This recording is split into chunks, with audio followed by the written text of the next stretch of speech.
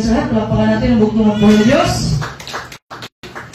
So, ang topic po natin ngayon, mga kapatid, ano ba ang dapat natin nabantayan itong huling kapanahonan? Marami pala tayong dapat bantayan, mga kapatid. Ang ating power verse, mababasa sa Nehemias 4:7-9. Dapat, mga kapatid, maging alerto tayo sa pag-aantay natin sa bugtong ng buhay ng Diyos.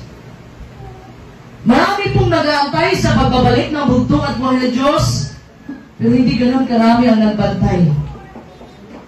Ang sinasabi po ng banal na kasulatan, mga kapatid, na hindi lang tayo basta mag-antay, mga kapatid, kundi kailangan natin magbantay sa pagbabalik ng bugtong at buhay ng Diyos. Ano po ba yung difference between waiting and watching? Yung waiting po, mga kapatid, nag-aantay ka lang na wala kang ginagawa. Ha? Tama ba, Elder Joseph? Yung nag-aantay ka walang ginagawa lang, nag-aantay lang. Pero yung nagpapantay po, mga kapatid, kagaya ng isang security guard, tuwing gabi, pag naiiwan siya sa store, mga kapatid, naiiwan siya sa binabantayan niya ng tindahan, hindi natutulog yan, nagbabantay. Tayo po, mga kapatid, sa pagbabalik po ng bugtong at buhay ng Diyos, huwag lang tayo mag-antay. Kailangan may gawin tayo para sa bugtong at buhay ng Diyos. Ito po yung ipangaral ang kaharian. Ito yung pinakalas na mensahe tungkol sa kaharian at ang bugtong at buhay ng Diyos ay babalik na. Hanggang di po napapangaral sa buong sanlibutan ng kaharian, walang bugtong at buhay ng Diyos na babalik. Yan po sabi ng Matthew 24:14. Kaya lahat po tayo ay susubuin ang bugtong at buhay ng Diyos sa muling kapanahonan. Sabi ng ating mahal at kagalang-galang na Pastor Lahi, nasa sa atin yung pagbabalik ng bugtong at buhay ng Diyos. Kung wala tayong gagawin, mag-antay lang tayo para tayong si Juan Tamad na nag-aantay lang na mahulog yung prutas sa kanya. Wala talagang mangyayari, mga kapatid. Ha? Ang sabi ng ating mahal at kagalang-galang na Pastor Lahi, dito po sa atin ang pagbabalik ng bugtong at buhay ng Diyos. Hindi naman po sinabi doon sa Matthew 24:14 na, Pastor Lahi, pangaral mo kaharian. May sinabi ba doon? Specific ba? Na si Pastor Lahi lang inutusan ng bugtong at buhay ng Diyos? Si Pastor Lahi lang po ang naghawak ng susi sa kaharian. Palakpakan natin yung bugtong at buhay ng Diyos. Alam mo yung susi, mga kapatid? Authority yan. Ha? Hindi ka makakapasok ng bahay na wala kang susi kung nakalak yan. Ha? So yung susi po na dadala ng ating mahal at kagalang-galang na Pastor, authority po yun na Pastor Lahi, mga kapatid. Binuksan ng kaharian. Sa panahon ng mga apostoles, ang nagdala ng susi, walang iba si Pedro. Pero sa panahon ngayon, mga kapatid, walang iba ang ating mahal at kagalang-galang na Pastor Lahi. Palakpakan natin ang bugtong at buhay ng Diyos.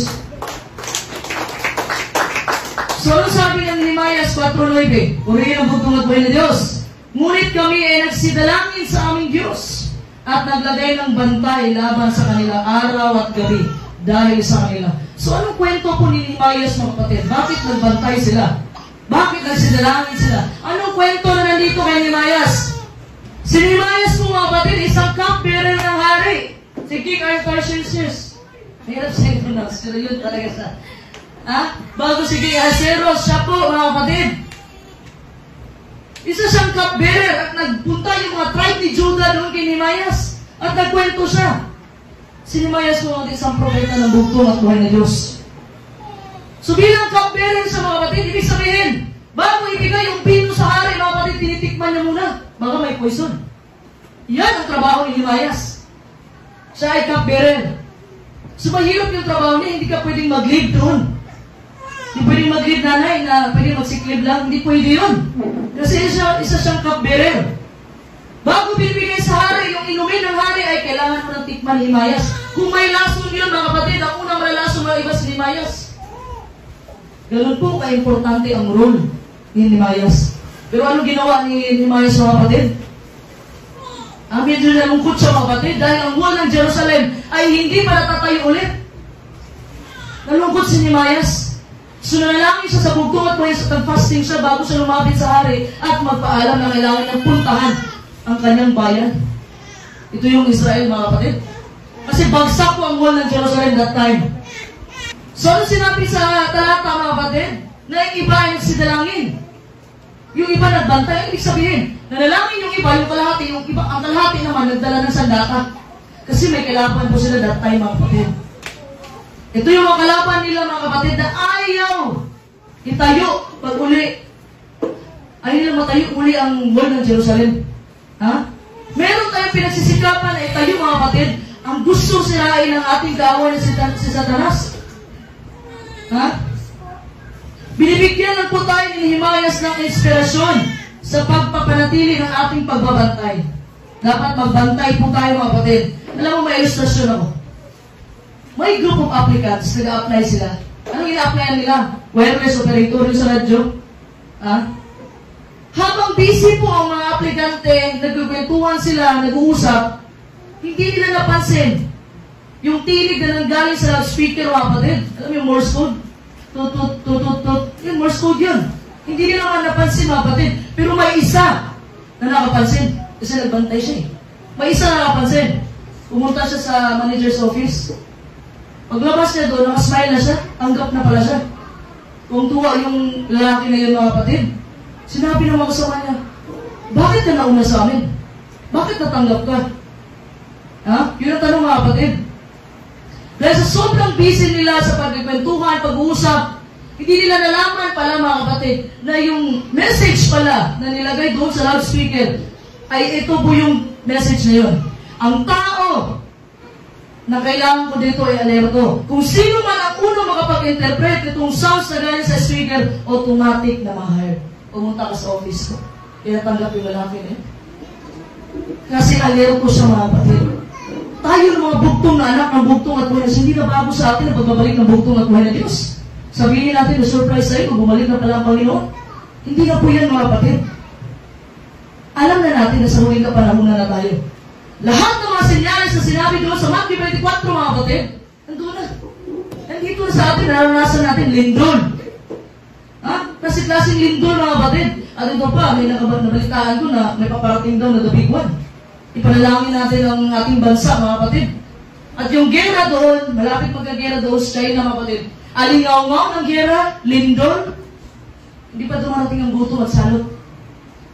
Ha? Yung gutom, mga kapatid, darating talaga yan. Kaya sabi ng ating mahal at kagalang-galang na Father Lahi na pinagpatuloy ni Pastor Lahi, may bundok na inanda doon sa Mindanao. Which is, nag-prepare na sila doon. Kasi sinabi naman sa banal na kasulatan, magsilikas kayo. Walang problema sa pananampalataya natin, mga kapatid, pero patay ang pananampalataya na walang gawa. Di pwede natin sabihin, tsaka na lang kami pumunta doon pag nandiyan na talaga. Ganun talaga yung mindset natin minsan, mga kapatid eh. To see is to believe. Tingnan mo sa panahon ni Noe. 120 years na nangaral si Noe, pero hindi sila naniwala kay Noe. Tsaka sila naniwala nung nandoon na mismo ang baha. Ha? Hindi sila nakinig. Pabor na sa atin ngayon, mga kapatid, na may banal na kasulatan tayo ngayon. Nung panahon ni Noe, wala pa. Wala pang Biblia. Si Noe lang ang nangaral ng katwiran. Hindi siya naniwala, pinagtawanan ng Manila. Ha? Sabi ng Matthew 24, mga kapatid, na itong kapanahunan natin ngayon, kagaya ng panahon ni Noe, panahon lang po, mga kapatid, hindi po isang pamilya lang maliligtas. Marami po maliligtas. 144,000 pa lang, sobra na sa isang pamilya. Ha? Kagaya ng panahon ni Noe. Bakit po? Nabisi yung mga tao, wala nang panahon sa Diyos. Sabi na, di ba, babalik ang bugtong at hanggang ngayon, wala pa rin. Yun po ang mindset ng mga tao ngayon. Pero tingnan mo, mga kapatid, hindi na magtatagal, babalik na ang bugtong at buhay na Diyos. Nandyan ang lahat ng mga senyales. Dahil itong henerasyon na ito, sinabi ng ating mahal at kagalang-galang na pastoral, itong henerasyon na ito ang maabutan ng bugtong at buhay ng Diyos na buhay. Na ang kaharian ay pababa na may kapangyarihan. Palakpakan po natin ang bugtong at buhay ng Diyos. So being alert, mga kapatid, yung pagiging alerto natin ay may kalamangan sa lahat, lagi. Lagi tayong nauna. May disadvantages ba ito? Hindi. Laging may kalamangan. Dapat nauna ka at bas ka mag-isip. Alala ko tuloy ang ating mahal kagalang na pastor. Doon sa Palawan, sinisigurado niya talaga, nilalak talaga yung gate. May Diyos naman tayo pinaglilikuran. Pero huwag kang magpatanga-tanga din. Nilalak talaga, security first. Kasi ang panahon ngayon, mga batid, bigla ka lang papasukin dyan sa bahay, tapos sasaksakin ka. Yun yung panahon ngayon.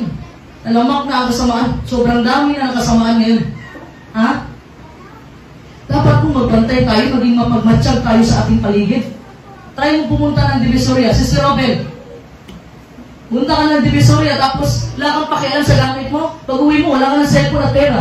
Siyempre, binutas na eh. Oh, ganun. Kung ganun, pupunta ka doon mga kapatid na wala kang pagmamatsyag, hindi ka nag-observe, tapos wala ka lang kasi wala kang bahala lang.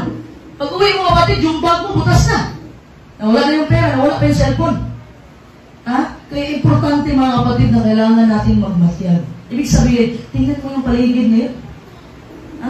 Ano nangyayari sa ating mundo ngayon mga kapatid? Halos buwan-buwan o halos linggo-linggo na lang, may lindol tayong nararamdaman o nararanasan sa iba't ibang dako ng mundo. Lalo na sa China, nagbaha. Sa China, nagbaha. Ha? Yung mga worship doon ng mga iba't ibang bansa, mga batid, nandoon na sa Palawan. Nagaling ako ng Palawan eh. Nandoon na. Ang worship ng Amerika, Australia, India, Japan, nandoon na sila mga batid. Ready na. Pero may inantay ang bugtong at buhay ng Diyos. Revelation 7:1-3. Hindi pa. Inantay pa na mamarkahan lahat ang mga bugtong na anak ng bugtong at buhay ng Diyos. Palakpakan natin ang bugtong at buhay ng Diyos. Dito mga kapatid, sino ba ang kalaban ni Nehemiah sa kalaban ni Sanballat? Ito yung tao mga kapatid na ayaw nilang matayo ulit ang wall sa Jerusalem. Ayaw nila, hate na hate nila ang Jerusalem. Ha? Alam mo yung gawain po ng bugtong at buhay ng Diyos, lagi pong hinahadlangan ng ating kaaway na si Satanas. Lagi pong hinahadlangan. Pero kahit anong gawin ni Satan, mga kapatid, makapangyarihan ang ating bugtong at buhay ng Diyos. Walang pagkarating ng bugtong at buhay ng Diyos. Alam mo yung pag-atake nila ni Sanballat, mga kapatid, may anger issues rin. Laging galit. Ha? Laging galit, gustong manakit. Diba, Sister Robert? Yung parang mga ganun, mga kapatid. Ha? Yung buot at galit niya, mga kapatid. Gusto nilang atakihin yung wall ng Jerusalem. Ayaw nilang matayo. Ayaw nila. Hindi nila gusto. Ha? Ginagawa nila ang lahat para hindi matayo ulit ang wall ng Jerusalem. Pero dyan sila nagkakamali. Dahil si Nehemiah, mga kapatid, protektado siya ng bugtong at buhay ng Diyos at ang buong bayan ng Israel. Palakpakan po natin ang bugtong at buhay ng Diyos. Ngayon mga kapatid, walang kaibahan. Yung mga kaaway natin, mga kapatid, gustong pabagsakin ang kaharian. Ha? Pero sabi ni Daniel 2:44, mga kapatid, na itong kaharian na ito, mga kapatid, ito pa yung sisira sa iba't ibang mga kaharian. Palakpakan natin ang bugtong at buhay ng Diyos. So ano ba ang dapat nating bantayan itong huling kapanahunan? Ano ba ang una, mga kapatid? Ang una po ay ang ating puso. Ha? Ang sabi po ng Kawikaan 4:23, pulihin ng bugtong at buhay ng Diyos. Ingatan mo ang iyong puso ng buong sikap sapagkat dinadaluyan ng buhay. Ang puso po natin, mga kapatid, ay mapanglinlang minsan. Jeremiah 17:9. Mapanglinlang po ang ating puso. Na-experience po ni King Solomon, that's why sinulat niya yung Kawikaan. Si King Solomon po ang writer ng Proverbs. Na-experience niya. Ha? Marami siyang naging asawa. I think it's more than 600. Marami naging asawa si King Solomon, mga kapatid. Nalinlang siya ng puso niya. Nag-serve siya kay Baal. Napalayo siya sa bugtong at buhay na Diyos. Ha? Ingatan po natin, mga kapatid. Kasi itong puso natin is the command center of the soul. The mind, ang kagustuhan natin. Ito yung command center, mga kapatid. Sabihin mo sa tao na mahal mo siya, dito manggagaling yan. Sinabi mo na mahal mo ang bugtong at buhay ng Diyos, dito manggagaling yan. Lahat sa puso. Ha? Ito yung command center, mga kapatid. Ang puso natin, na sinabi ng kanta ng ating mahal at kagalagang na Father Lahi, kung nasaan yung treasure mo, nandun yung puso mo. Ha? Kung nasaan yung treasure mo, yung treasure mo nasa pangmundo ng mga kalayawan, mga kapatid, nandun yung puso mo. Yung treasure mo dito sa loob ng kaharian, nagsasamba ka sa bugtong at buhay ng Diyos, tumutulong ka sa gawain, di nandito yung puso mo sa loob ng kaharian. Na ang puso mo nandoon sa bugtong at buhay ng Diyos. Palakpakan natin ang bugtong at buhay ng Diyos. Ingatan po natin, mga kapatid, ang ating puso galit. Ito po ang source ng everything. Everything, lahat ng ginagawa natin. Dito po ang source. Dito po, ito yung nagpapump ng blood natin. Ito yung pinaka-importante. Pag once ito tumigil sa pagtibong, mga kapatid, alam niyo na kung saan, alam niyo na kung ano yan. Patay na. Ha? Huwag natin hayaan na mapatay yung pananampalataya natin sa bugtong at buhay ng Diyos. Kasi naatake tayo lagi ng ating kaaway na si Satanas, mga kapatid. Dahil once na pag nabautismuhan na po kayo, mga kapatid, once na bautismuhan na tayo, isa na tayo sa mga listahan ni Satanas. Ha? Isa na tayo sa mga listahan. Pero huwag kayong mag-alala. Dahil pag once na bautismuhan ka na, ikaw ay tinatawag na nabugtong na ano, nabugtong at buhay ni Diyos. Protektado ang mga Panginoon. Ha? Dito makikita sa ating puso, mga kapatid, kung tayo ba ay umiinit sa pananampalataya o nangihina na. Ha? Anong sabi ng Matthew 12:34-35? Purihin ang bugtong at buhay ni Diyos. Kayong lahi ng mga ulupong, paano kayo na masasama ay makapagsalita ng mabuting bagay? Sabagat sa kasaganaan ng puso ay nagsasalita ang bibig. Ang mabuting tao sa kanyang mabuting kayamanan ay kumukuha ng mabubuting bagay. At ang masasamang tao sa kanyang masasamang kayamanan ay kumukuha ng masasamang bagay. Alam mo, naalala ko talaga yung sinabi ni Pastor Lai, na pag once may magmensahe sa inyo ng iba na, hindi na parang naiba na sa banal na kasulatan, ito na yung sabihin mo, Matthew 12:34, kayong lahi ng mga ulupong, sumpain mo daw, mga kapatid. Ha? Pero sabi ng Galatia 1:8, na kung may magtuturo ng iba na, sumpain. Kahit ang anghel, mga kapatid, na bumaba sa langit at magturo ng iba. Natawag dyan na lahi. Magturo ng lahi. Ha? So kung ano man yung sinasabi mo, kapatid, sabi ng banal na kasulatan, kung masama ang espiritu na sa loob mo, masama din yung gawain mo. Masama yung lumalabas sa bibig mo. Kung mabuti yung espiritu na nasa puso mo, kapatid, din yung mga ginagawa mo is mabuti din.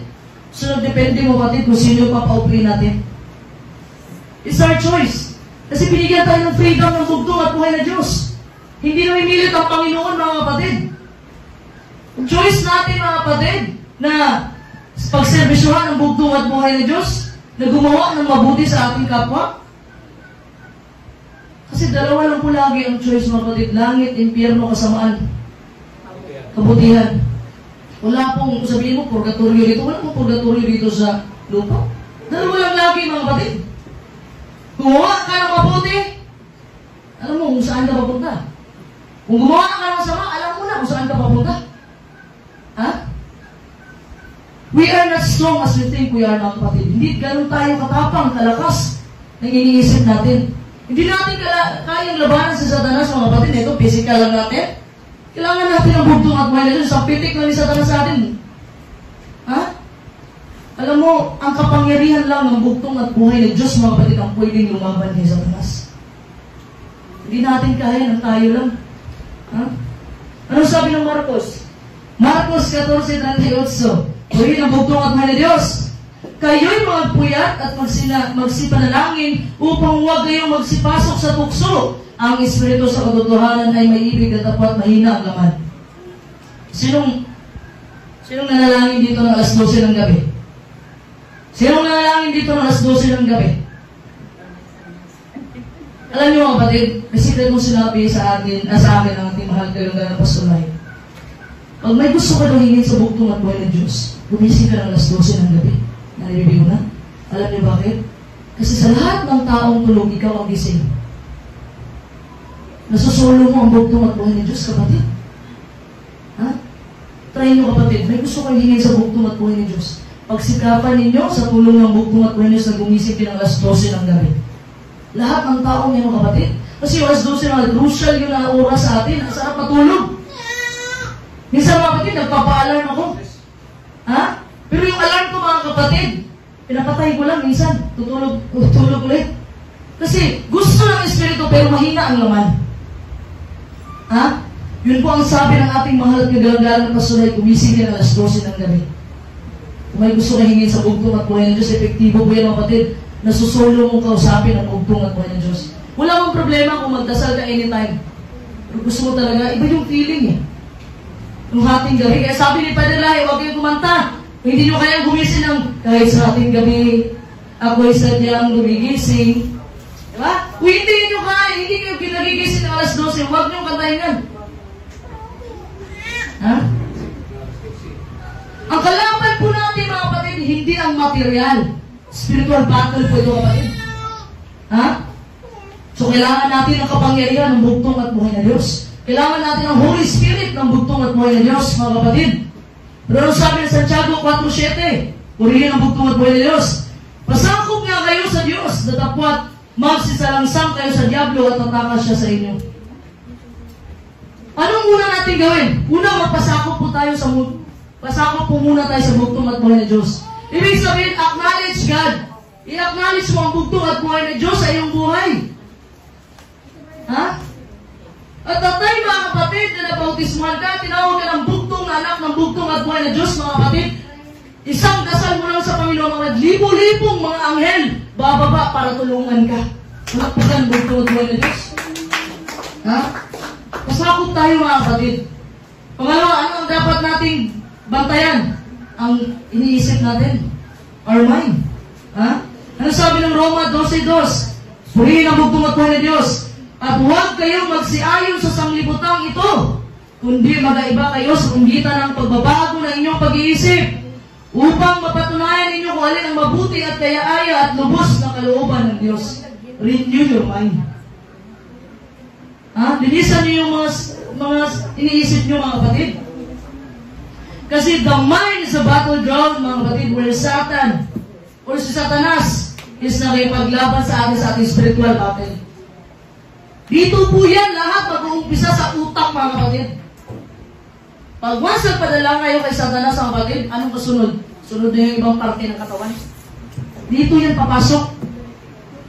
Remember Judas? Si Judas, mga kapatid, tandaan ninyo, hindi alam ni Satanas sino ang magtatraidor sa bugtong at buhay na Diyos. Inatay niya, mag-confirm ang bugtong at buhay na Diyos. Ang sabi niya? Ano sabi niya kay Judas? Gawin mo na ang dapat mong gawin. Tsaka pumasok si Satanas kay Judas. Kasi hindi alam ni Satanas ang iniisip ng tao. Ha? Kaya that's why minsan manalangin po tayo ng hindi maingay. Yung sa isip lang. Kasi sinabi ni Padre na inaagaw yung prayer mo. Ha? Manalangin ka sa isip. Kasi minsan, si Satan, mga kapatid, inaagaw yung prayer mo. Hindi alam ni Satan ang puso at isipan ng tao. Walang ibang nakakalan kundi ang Creator natin. Walang ibang ating bugtong at buhay na Diyos. Palagpakan natin ang bugtong at buhay na Diyos. Saan po ba tayo na-atake ni Satan, mga kapatid? Through our senses. Sa mata, sa kamay, sa bibig. Ginagawa niya lahat, mga kapatid. Ipaparata niya sa harapan natin ang napakagandang mga bagay, pakinabang para sa atin. Tutuksuin tayo ni Satan, mga kapatid. Para yung atensyon natin sa bugtong at buhay na Diyos, ito yung magiging dahilan na malalayo tayo sa bugtong at buhay na Diyos. Sa trabaho mo, na-promote ka. Sabi mo, yes, blessing. Blessing talaga, mga kapatid. Pero ang problema niyan, mga kapatid, natamaan yung araw na Sabado. Ibig sabihin yan, kung dati wala kang trabaho ng araw na Sabado, na-promote ka, tapos may nagtrabaho ka ng araw ng Sabado, hindi na yan panalangin, hindi na yan pagpapala. Ito yung way ni Satan, mga kapatid, para mapalayo ka sa bugtong at buhay na Diyos. Dahil sa ating sinful nature, dahil tayo ay tao lang, minsan, na-attract talaga tayo, mga kapatid. Ha? Yung sinasabi natin na pangit siguro si Satan, hindi pangit. Siya ang pinakamagandang ginawa ng bugtong at buhay ng Diyos na yan. Lucifer pa sa nung time na yun. Yung nakikita nyo sa horror movie, hindi totoo yan. Hindi ganyan ang mukha ni Satan, mga kapatid. Ha? Kung ano yung mga nire-represent sa atin ni Satanas, mga kapatid, ito yung magagandang bagay na maaring maging dahilan na malayo tayo sa ating bugtong at buhay ng Diyos. Hindi lahat ng dumarating ay pagpapala. Lalo na, mga kapatid, pag nabangga mo yung utos sa bugtong at buhay ng Diyos, hindi pagpapala yan. Minsan kasi tinatanong natin ang bugtong at buhay ng Diyos kahit alam natin, bugtong at buhay, tatanggapin ko ba to? May Sabado, pero okay lang kasi bibigyan naman ako ng ikaw po eh. Bawiin ko lang. Binayaran mo pa ang Panginoon. Ha? Importante po sa bugtong at buhay na Diyos yung puso natin. Ha? Importante po sa Kanya na tayo ay sumunod sa kalooban ng bugtong at buhay ng Diyos. Mahirap mang gawin, mga kapatid. Kasi tayo minsan talaga, araw-araw talaga nagkakasala tayo, walang perpekto. Araw-araw may kasalanan tayo. Pero ipanalangin natin sa bugtong at buhay ng Diyos, mga kapatid, natulungan niya tayo sa ating mga pagsubok. Kagaya niyan, mga kapatid. Minsan na-attract tayo, wala tayo. Gutom na ako, wala na ako kainin. Ayun, may nag-offer ng pera. Yung akala natin pagpapala, hindi pala, mga kapatid. Sabi mo, kasama ko ang Panginoon kasi marami akong pagpapala eh. Kahit masama yung ginagawa ko sa buhay. Tandaan mo, kapatid, ng bugtong at buhay Diyos na papala sa mabuti at masama. Sabi nga ng banal na kasulatan, you cannot serve two masters. You cannot serve Mammon and God. Hindi mo pwedeng pagsabay ang pera at ang bugtong at buhay ng Diyos. You have to choose. You have to sacrifice ang isa. Kailangan mo isakripisyo mo, kapatid. Minsan sinasabi natin, madali mo lang sabihin. Ano, pagutom na talaga kami. Pinapaabot tayo ng bugtong at buhay sa punto ng ating buhay na wala na tayong choice.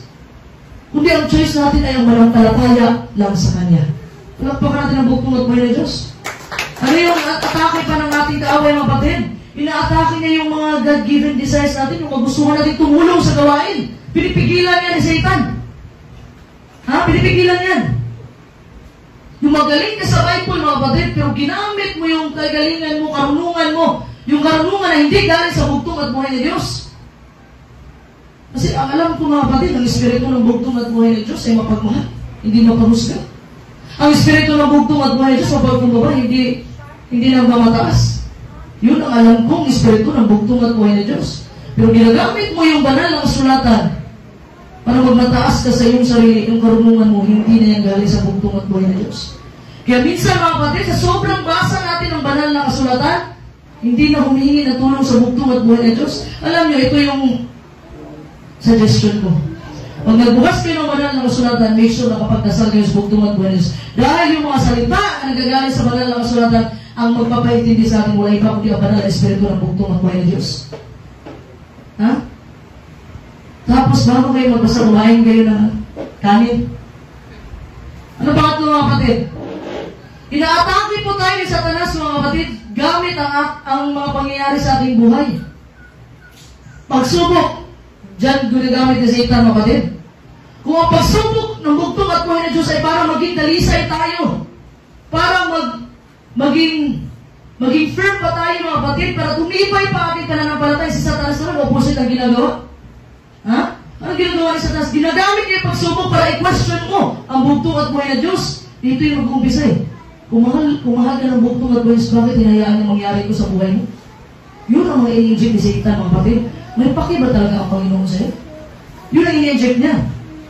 Di ba may pangako siya na pag dumating ka sa ganito, ililigtas ka niya? Yun ang i-inject niya. Dito mag-uumpisa yan lahat sa utak natin. Ha? Yung mga tanong po ni Satan, mga kapatid, ito yung nag-design para pagdudahan natin ang bugtong at buhay ng Diyos, which is hindi dapat. Kung nakumbinsin na po ang ating isipan, mga kapatid, the rest cannot be far behind. Ang ibang parte ng ating katawan ay susunod na yan. Nakumbinsin yung isipan mo, huwag kang tumulong sa gawain. Di mo naman alam kung saan nila dinadala yung pera. Dito yan, kapatid. Dito yan. Ha?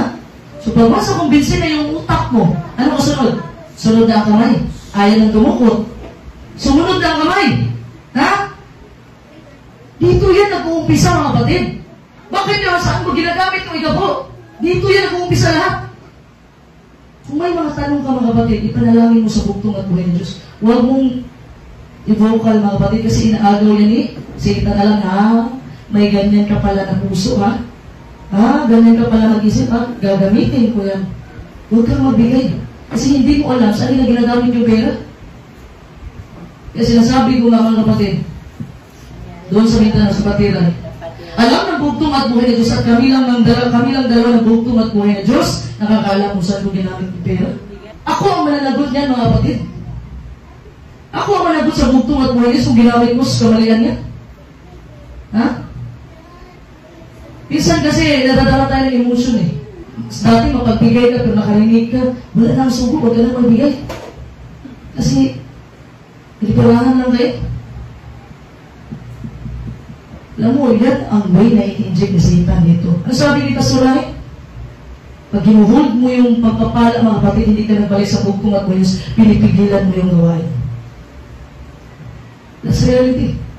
Alam ng bugtong at mayos, kaya that's why, mga kapatid, kung may pangangailangan ako, diretso ako sa bugtong at buhay ng Diyos. Ang bugtong at buhay ng Diyos, ang gagamit ng mga tao para tulungan ang gawain. Ano lang? Ha? Ano kasunod, mga kapatid? Ina-inject ni Satan. Huwag ka na magsamba. Huwag ka na pumunta na sa dalo. Punta ka na doon sa barangay. May bigay ng bigas doon. So pag once pumasok na yun sa isipan mo, kapatid, ang nangyari, ang kasunod, yung paa mo, ayaw na.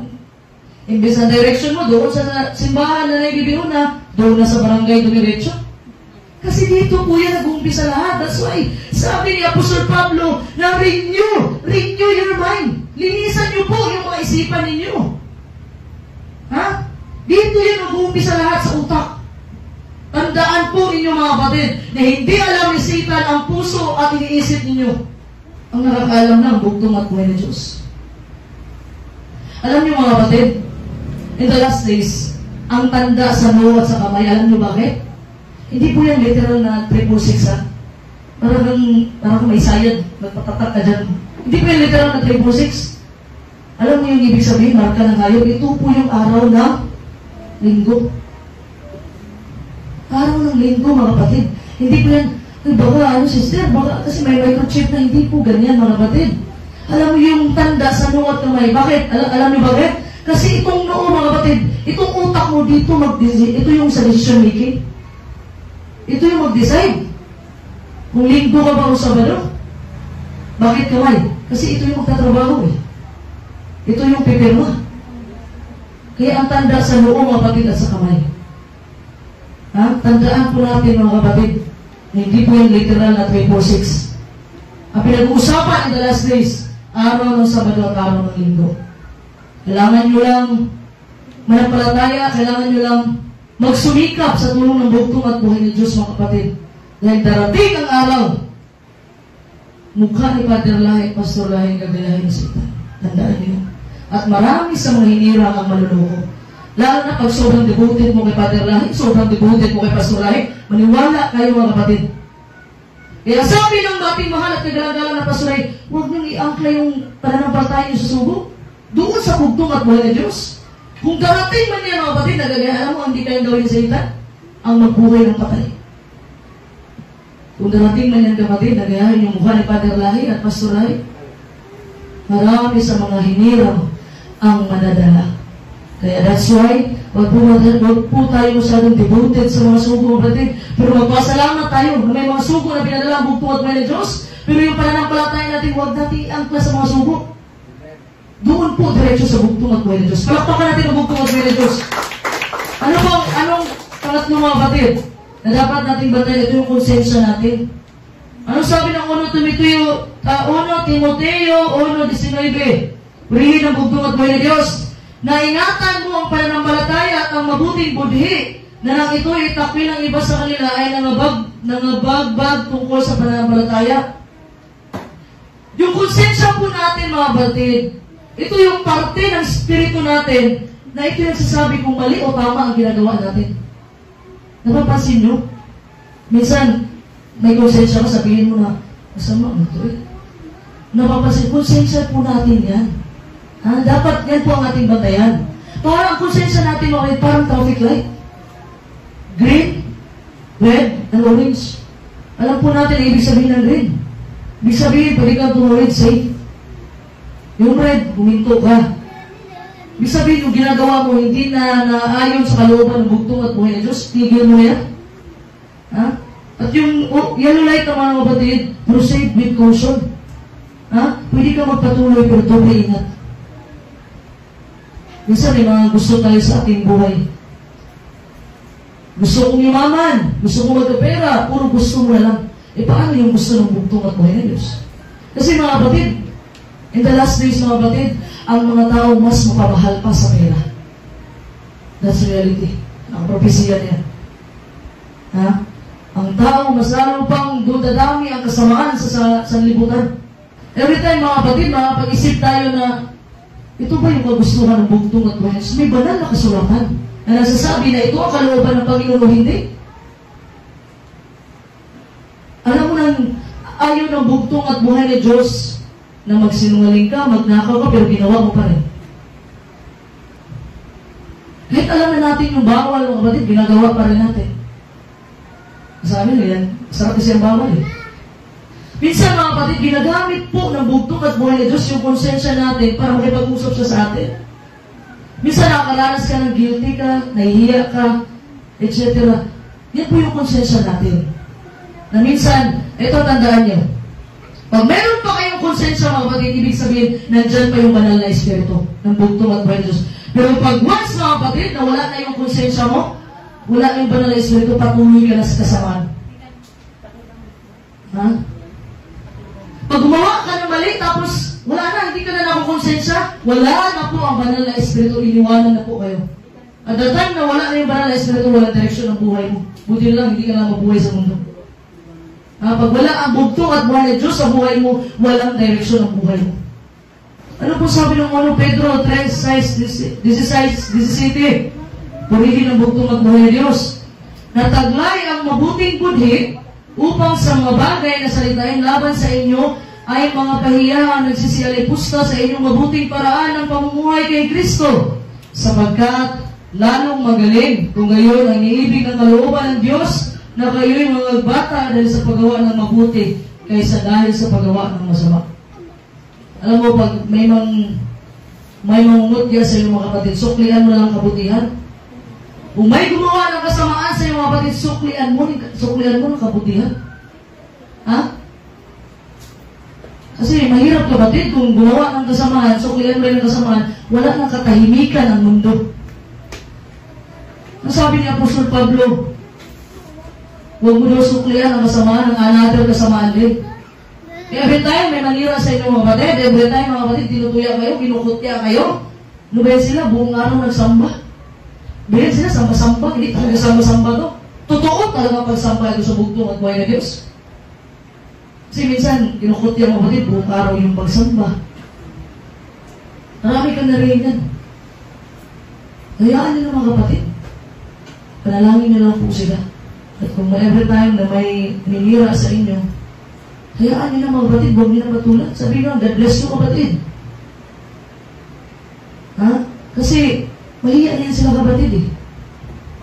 Pero kung yan tao na yan, itong espiritu na talagang pumasok, hindi na, papatuloy na yan sa kasamaan. Pag meron pong nagalit sa inyo mga kapatid, ibig sabihin, gumawa ka ng kabutihan. Pag meron galit sa inyo, ibig sabihin, gumawa ka ng kabutihan. Ha? Kasi yung puno daw mga kapatid na maraming bunga, binabato talaga. Ha? Kaya ipanalangin na lang natin yung mga taong ganyan mga kapatid. Ito konsensya natin mga kapatid, pwedeng makurap pala ito. Magiging unresponsive. Sa anong paraan? Mga false doctrines. Ha? Mga maling doktrina mga kapatid. Dami ng antikristo sa social media ngayon. Mapansin mo, dami antikristo na. Ginawa na nilang evil si Yahweh. Nakita ko lang, bago lang kagabi sa Facebook. Nagsilabasa na mga antikristo. Dahan-dahan mga kapatid. Ano pa? Yung karunungan sa mundo. Minsan, nakukurap yung konsensya natin sa karunungan sa mundo. Ha? Masyado ko mapagmalaki ng iyong sarili. Ano pa ang dapat nating bantayan mga kapatid? Our testimony. Dapat bantayan natin ang ating patotoo.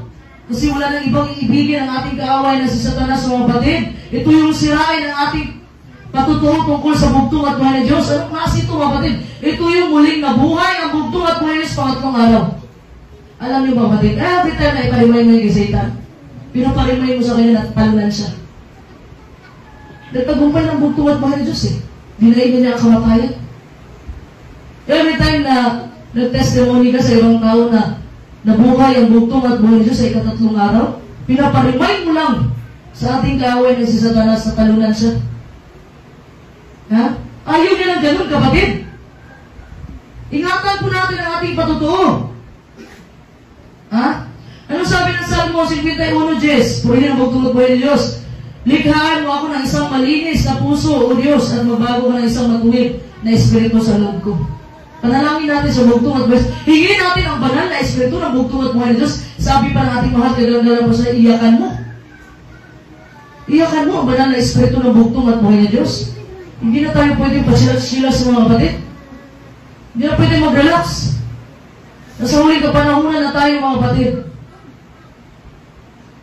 Wala na pong mas mahalaga sa atin bago ang mundo kasi sa isang malinaw na patutuo.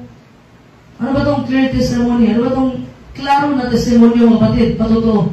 Ito yung mga kaluluwa na nagbalik sa paanan ng bugtong at buhay ng Diyos.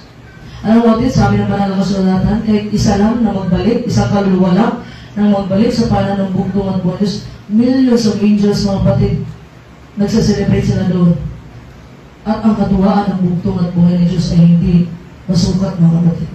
Isa pa lang yan ha.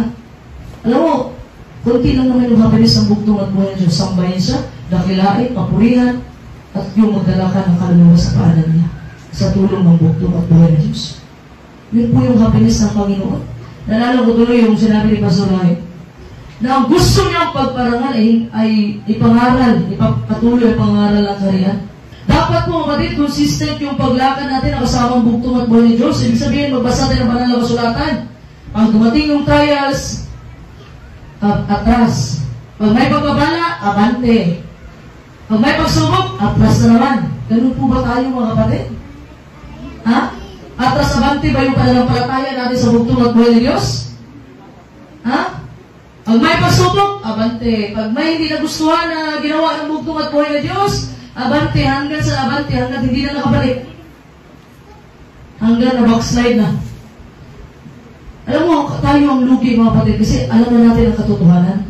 Sa tulong ng bugtong at buhay sumigitan ng kanyang mga sugo, tapos abante ka, atras ka. Yung sinasabi ko lagi mga kapatid dyan, yung inupuan nyo ngayon, pag umalis ba ngayon, walang papalit? Mayroon. Marami pang nag-aabang sa labas ng kawan. Ha? Marami pang mga kapatid, ingatan mo ang iyong numero sa karyan. Yun ang sabi ng ating mahal at kagandaan ng Father Lahit. Ingatan mo mga kapatid, yung pananampalataya mo, kasi pag once bumitaw ka niya mga kapatid, may papalit sa'yo. Nandito na tayo sa end times. Nandito na tayo sa katotohanan. Ito yung araw ng Sabado. Si Father Lahit mga kapatid, tinuruan tayo saan tayo galing, adamik. Minsanan. Saan tayo galing? Si Pastor Lahit, tinuruan po tayo mga kapatid kung saan tayo papunta. Doon po sa kariyan ng bugtong at buhay ng Diyos.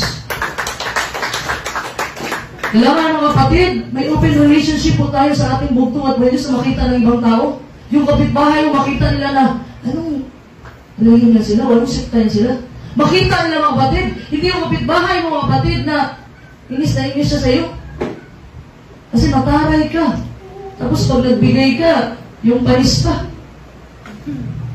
Ibig yun na, no? Bad trip sa iyo yung kapitbahay mo.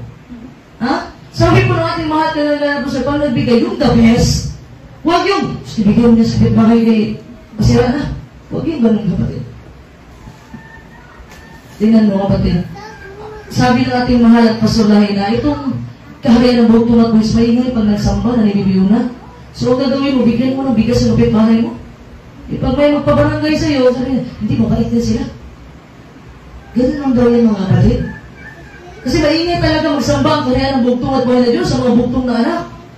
Ha? Yung din diskarte mga kapatid.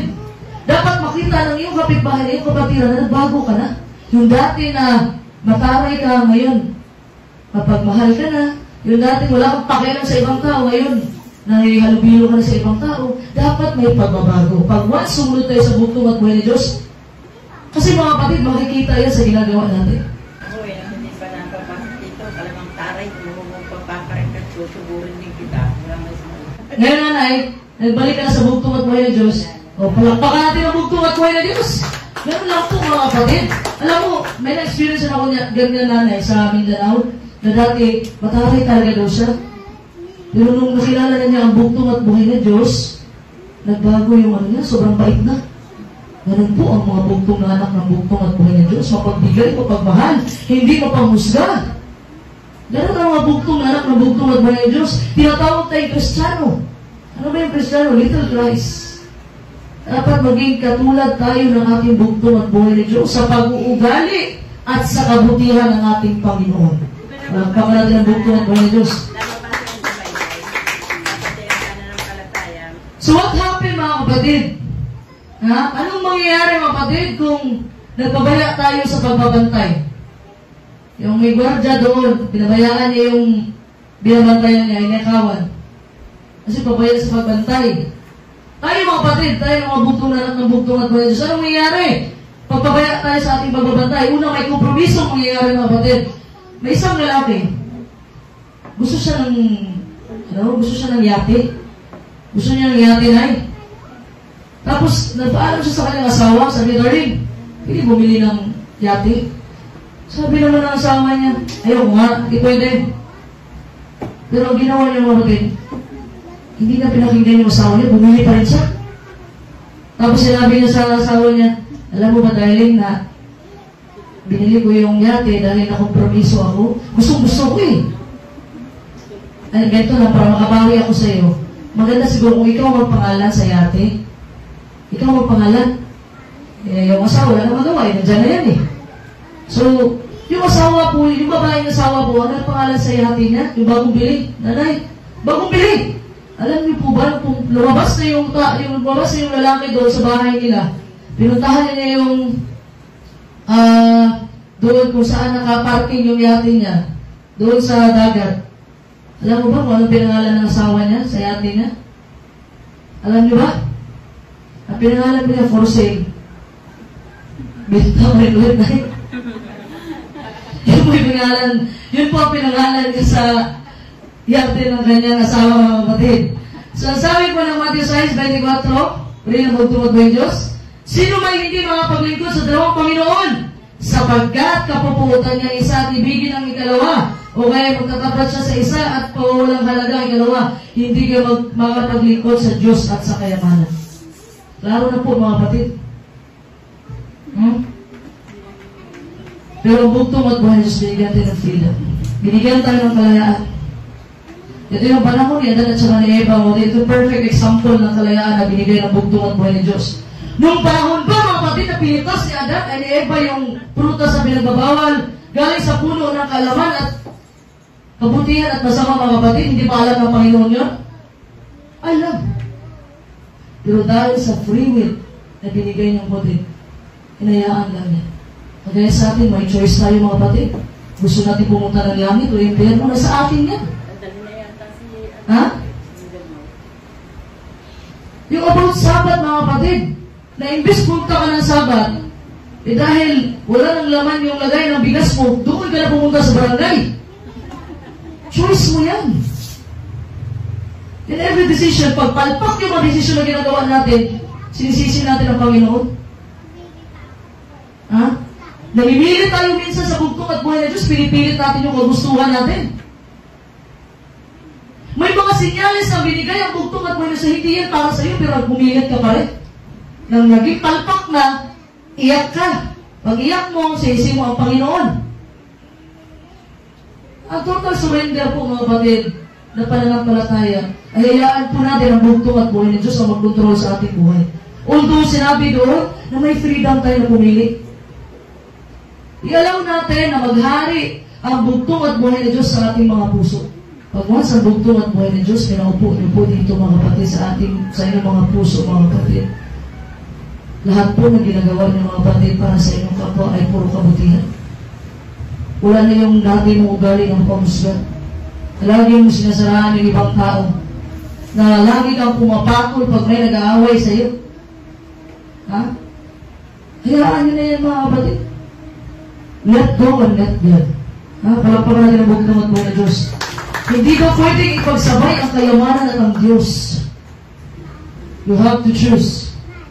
Pero ngayon mga kapatid, nasaksihan ko sa tulong ng bugtong at buhay ng Diyos, mas pinili ng bugtong at buhay sa araw ng Sabado kasi nandito kayo. Palapakan natin ang bugtong at buhay ng Diyos. We have to be very, very careful mga kapatid. Ha? Na hindi natin ma-please yung flesh natin at ang bugtong at buhay ng Diyos. Because that cannot be happen. Ayaw ng bugtong at buhay sa may kahati siya.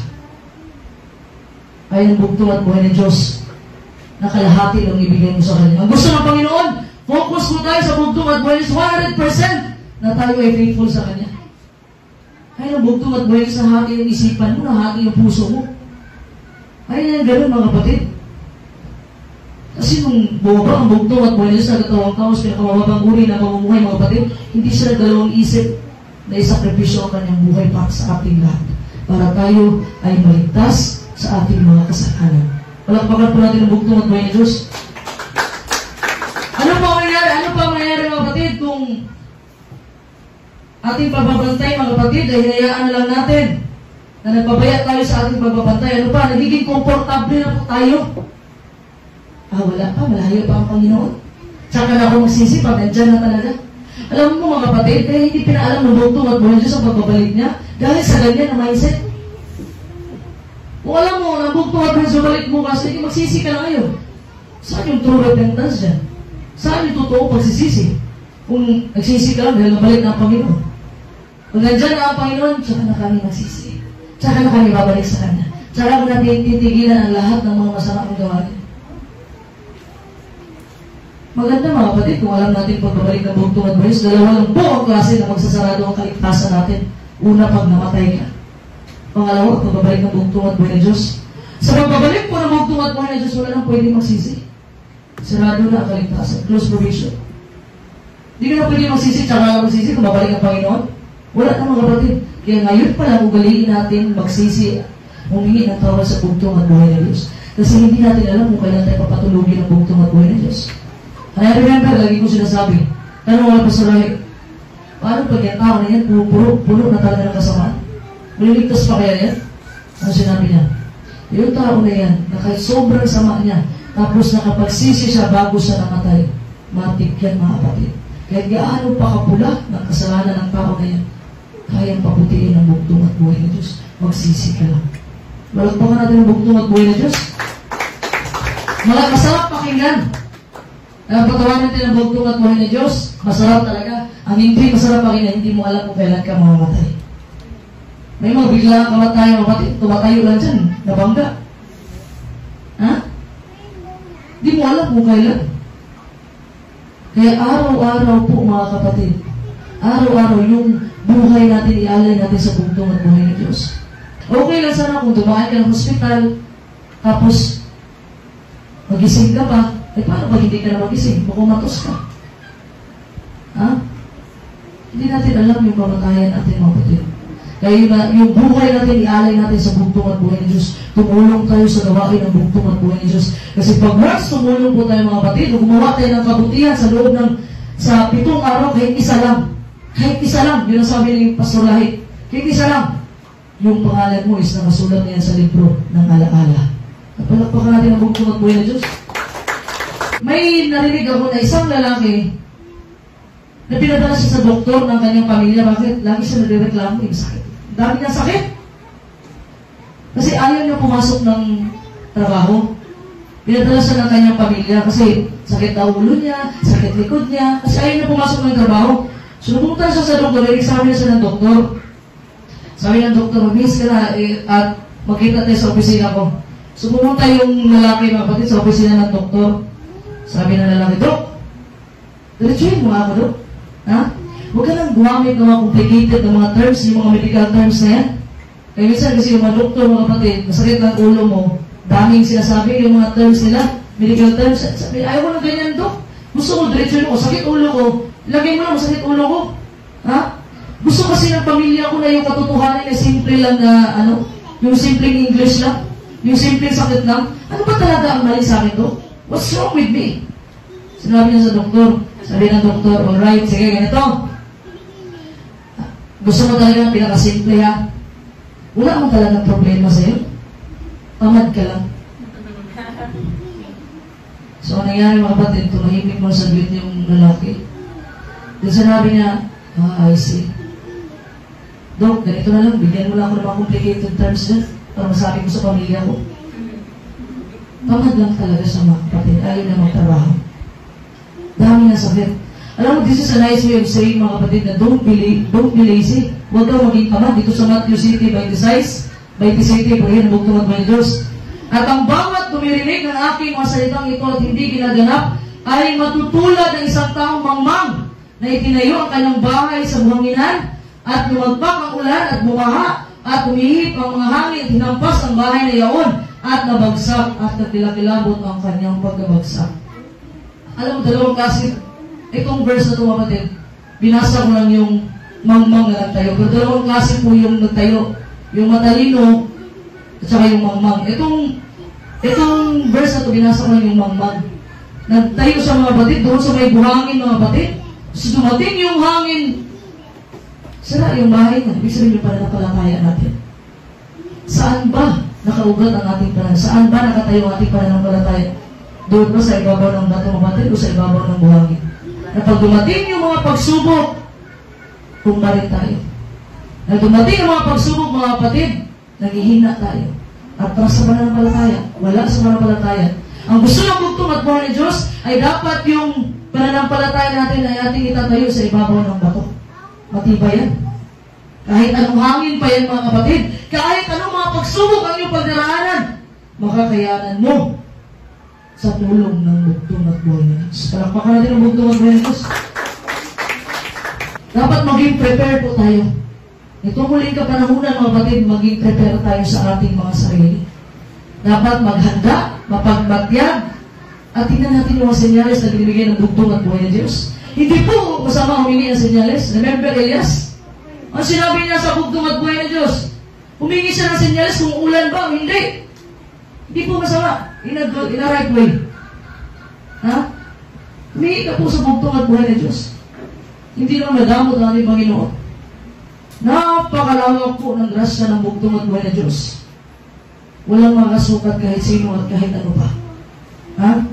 Dapat po mga kapatid, ipagpatuloy po natin ang ating pagbabantay sa anong paraan.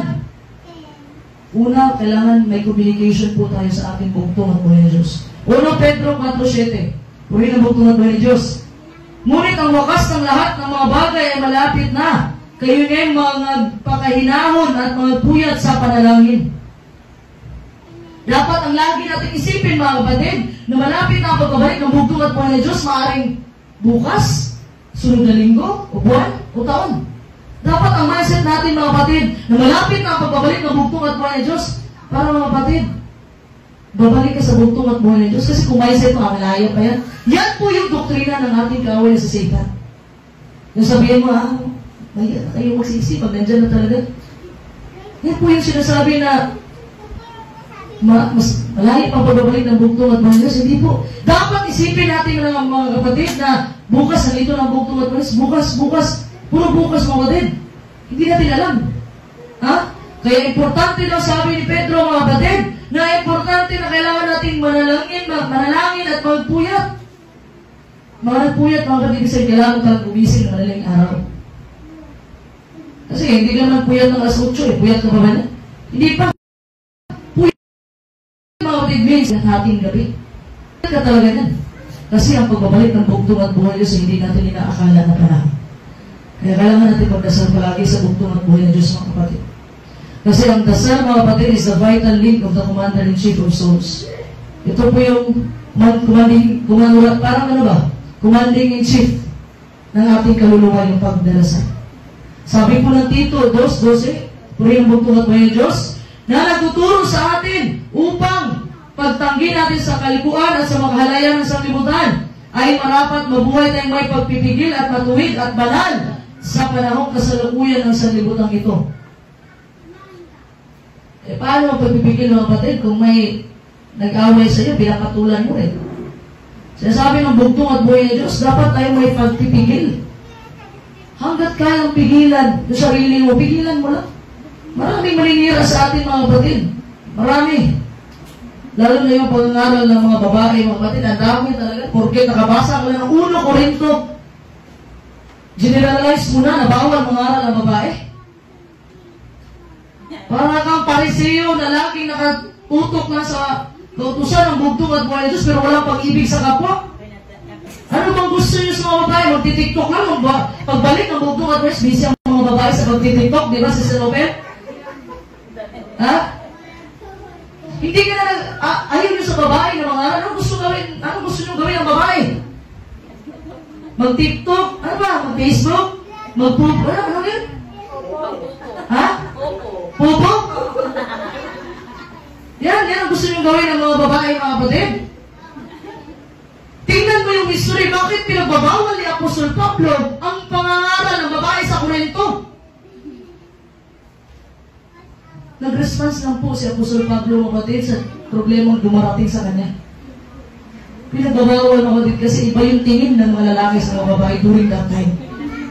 Kasi pag may babae nangaral, ang iniisip ng mga lalaki na kahubad ng babae, kaya pinagbabawal. Pero sinabi sa Gawa 2:17, na sa huling kapanahunan, bumuhos ang bugtong at buhay sa kanyang espiritu sa lahat. Ha? Sa lahat, kasama na ang babae.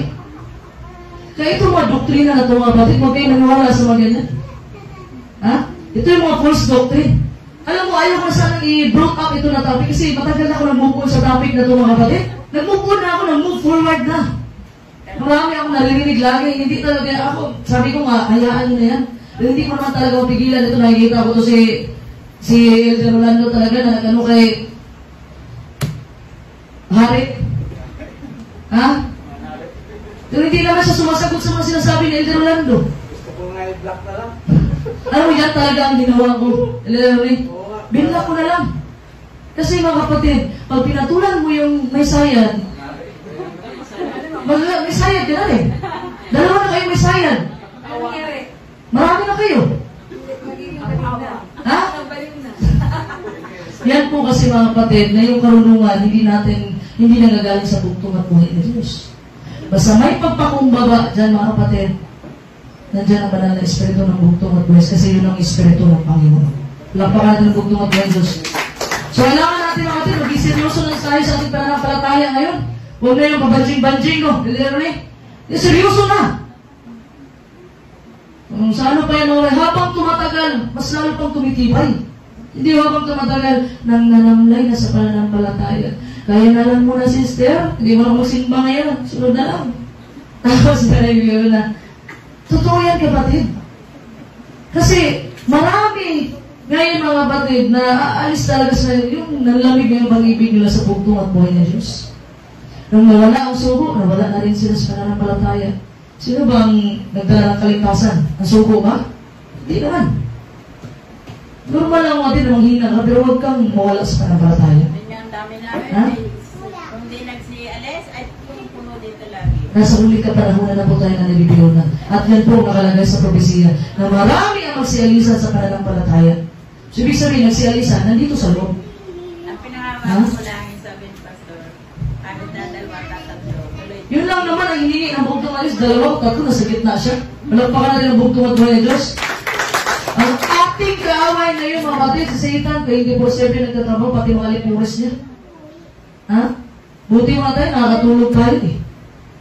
Pero si Satan, mga kapatid, nag-aantay lang siya ng tao na nangihina sa pananampalataya. Yun ang inaantay niya. Pag once nangihina sa pananampalataya, doon na siya nag-inject. Bumalik ka na sa pangmundo. Sobrang strict dyan. Daming bawal. Doon, walang bawal sa makamundo. Diyan sa kanila, daming bawal dyan. Yung sinasabi niya na, yung daan natin yung mga sobrang hirap. Ha?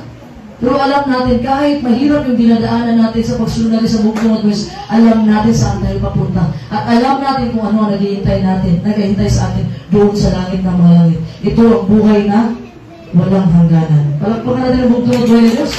Alam natin, ang masarap na feeling, hindi yung makapunta ka ng langit. Ika Joseph, ang masarap na feeling, nung may mga lapit sa'yo, sabi mo, salamat ha, dahil sa'yo nandito ako. Yun ang masarap na feeling. Sabi sabihin, mangaral na po kayo mga kapatid. Ha? Amen? Palakpakan natin ang bugtong at buhay ng Diyos. So maging handa po tayo sa lahat ng oras. Yun po sabi ng 1 Pedro 5:8, purahin ang bugtong at buhay ng Diyos. Kayo'y maging mapagpigil. Kayo'y maging mapagpuyat. Ang inyong kalaban na Diablo, na gaya ng iyong umuungan, ay gumagala ng mahanap ng masisila niya. Si Satan, mga kapatid, dito lang yan, sa gilid-gilid. Nag-aantay siya, mga kapatid. Si Satan, mga kapatid, ang dami niyang tinatapon sa atin ng mga bagay, mga kapatid, na pwedeng mag-consume sa atin. Kayamanan niya, talaga pinakauna. Pera,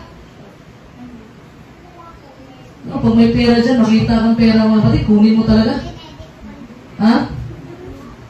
Huwag po natin isipin mga kapatid na nagpapahinga sa Satanas. Hindi po nagpapahinga sa Satanas. Lalo na ngayon, malapit na sa pagtatapos niya. Ha? Malapit na pagtatapos sa Satanas mga kapatid. Alam mo mga kapatid, nagtatrabaho si Satanas ngayon. He works harder than we do to defeat us para matalo niya mga buktong na anak ng buktong at buhay ng Diyos. Sa ano pong paraan? Nagtatrabaho si Satanas sa pamagitan ng tao. Ang pamagitan ng tao. Yung kumari mo mga kapatid, yung kasamahan mo dati simbahan, hindi na nagsasimba. Hindi nagsasimba, tapos, saan na kayo si sister? Tapos nakita kayo doon sa daanan. Sabihin mo, sister, saan yung punta simba ko? Huwag ka na sa simba. Huwag ka na simba, sister. Huwag ka na papala dyan. Tama. Hindi yan nangyayari. Hindi ko lang gano'n nangyayari, pero yan ang reality. Yung gumagamit siya ng tao mga kapatid, si Satan. Tapos ikaw din naman na, medyo nadadala nga kasi nga, gumagamit ng tao, i-inject sa'yo. Sabi na, babalik na ang Panginoon na lang din, wala pa rin. Kaya marami talagang nadadala mga kapatid. Una, ano pang ginagamit ni Satan? Ito yung mga pangyayari sa ating buhay. Ito yung mga pangyayari mga kapatid, yung sinabi ko yung pagsubok ang way ni Satan na mapalayo tayo sa buktong at buhay ng Diyos ang pwestunin natin ng Panginoon. Pero ito po yung way ng buktong at buhay ng Diyos na mas papalapit pa tayo sa Kanya. Dahil kung may pagsubok ka, ang una mong gawin, lumapit ka sa Panginoon. Huwag kang lumayo. Huwag mo sisihin ang buktong at buhay ng Diyos. Wala ka pang hinihingi sa buktong at buhay ng Diyos, tulungan ka, reklamo ka na. Ha? Kung mas may pagsubok, tandaan po natin na ang lapitan natin ang buktong at buhay ng Diyos. Hindi yung kapitbahay natin, doon magbentuhan tayo. Ayaw tayo yung kapitbahay natin isa. Sobrang marites. Ha? Ang masama pa, nangutang ng mga pera bago hindi na nagsisimba. Hindi naman babayad. O di impas na nanay. Wala na.